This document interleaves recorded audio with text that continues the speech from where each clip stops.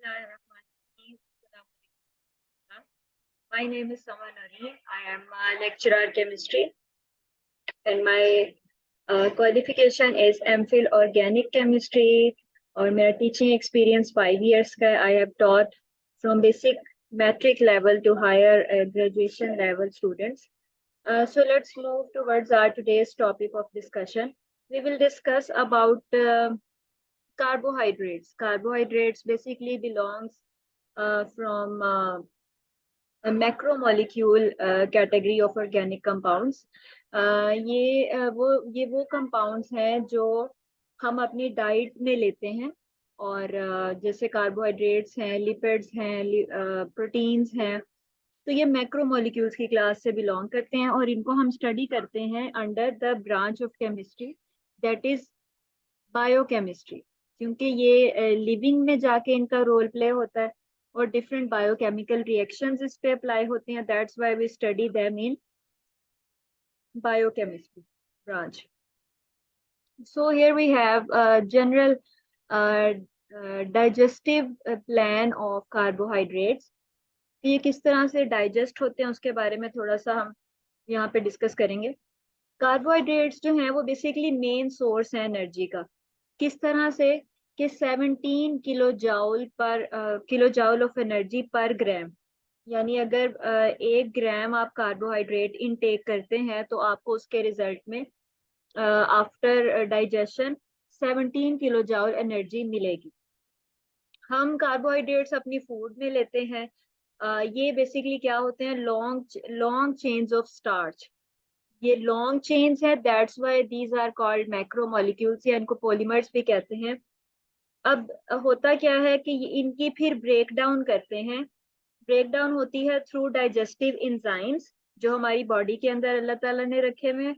उनके थ्रू जब इनकी ब्रेक डाउन होती है तो ये सिंपल शुगर मॉलिक्यूल्स में कन्वर्ट हो जाते हैं. वो सिंपल शुगर मॉलिक्यूल्स क्या हैं, ग्लूकोज मॉलिक्यूल.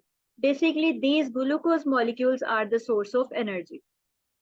ओके, अब ये जो ग्लूकोज मॉलिक्यूल्स है, अब ये फर्दर कहाँ जाएंगे, ये स्मॉल इंटेस्टाइन के थ्रू डायरेक्टली ब्लड में चले जाते हैं. तो दैट्स व्हाई ये ब्लड, क्योंकि ब्लड पूरी बॉडी में सर्कुलेट करता है, तो वो जो एनर्जी पैकेट हमें मिल रहा होता है ग्लूकोज से, वो ब्लड के थ्रू पूरी बॉडी को मिलता है. जैसे आप फॉर एग्जांपल आप फील करते हैं जब आप स्टार्विंग पे हैं, आपको भूख लग रही है, यानी आपने काफी देर से खाना नहीं खाया है, कुछ इनटेक नहीं किया है बॉडी में फूड, तो आप थोड़ा सा फील करेंगे, डिजीनेस फील करेंगे, आप वीकनेस फील करेंगे.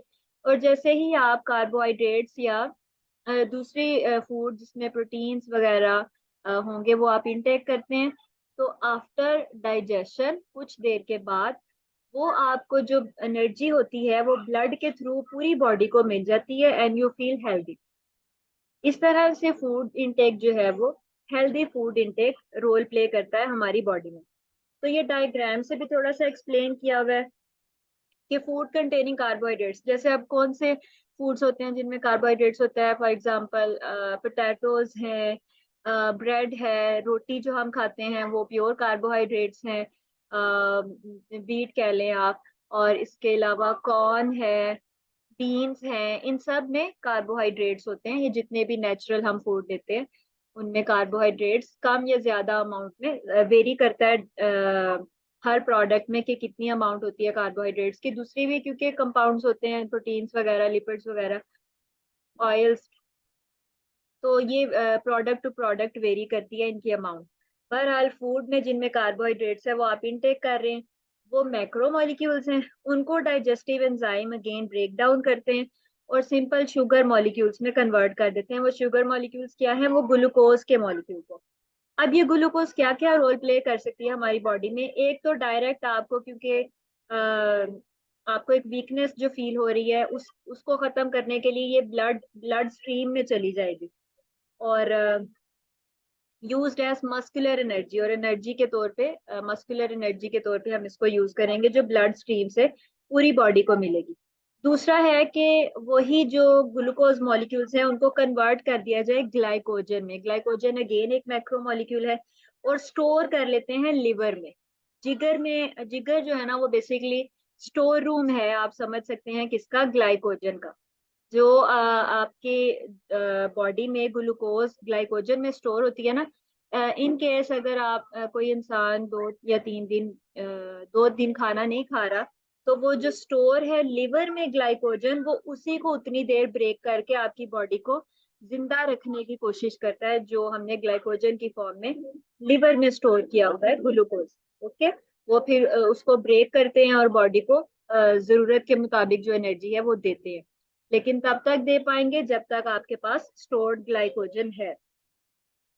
थर्ड थिंग इज के वो ग्लूकोज जो है उनको फैट्स में कन्वर्ट कर देते हैं कुछ बायोकेमिकल रिएक्शंस, और वो मोटापा उससे होता है।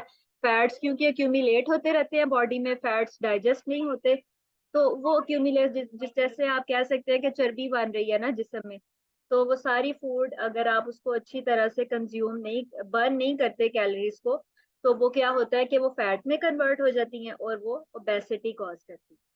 तो ये एक जनरल सा हमने एक प्रोसीजर, एक जनरल सा प्रोसेस देखा है जिसमें कार्बोहाइड्रेट्स किस तरह हमारी बॉडी में रोल प्ले करते हैं। So this is all about our today's topic of discussion. If you have any queries, you may ask in the comment box.